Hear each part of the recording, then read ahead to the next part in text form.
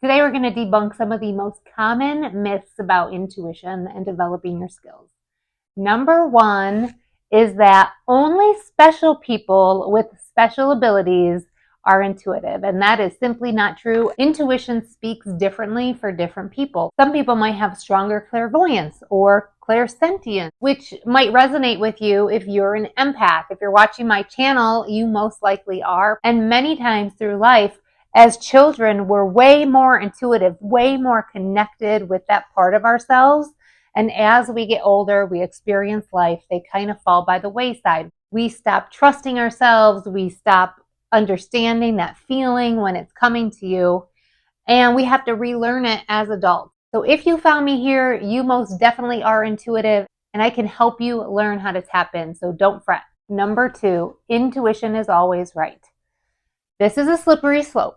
So I would say that yes, your intuition is always right. No, you can't 100% of the time rely on it. There are certain situations that even the most experienced intuitive will think that it's their intuition and it will not be.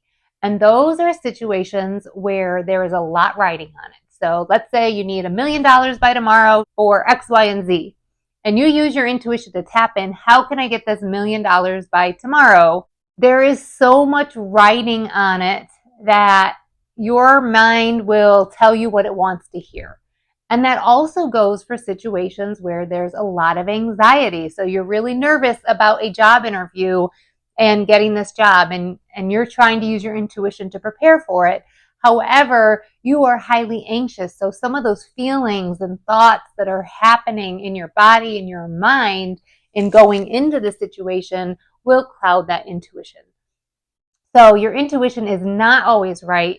And it's really important for your own development as you're going through the process to understand what those situations are so you don't fall into that trap.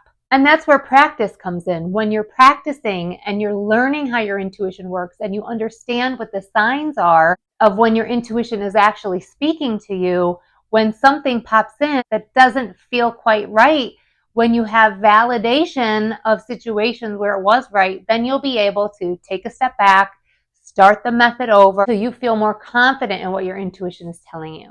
And then the third intuition myth is intuition is all or nothing. You either have it or you don't. You either are clairvoyant or you're not clairvoyant. You're an empath or you're not. And spiritual development is never all or nothing. One size does not fit all, and there is no room for rigidity in spiritual development or intuition development, which is part of spiritual development. Don't get stuck there. There is a scale for all of this. And if we're all intuitive, we all have the ability to develop all of the different senses.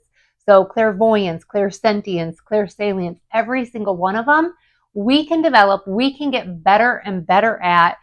And as you practice, you are going to feel more connected to your intuition and not miss any of those signs that are coming through to you. If you found this interesting and want to learn more, check out this video.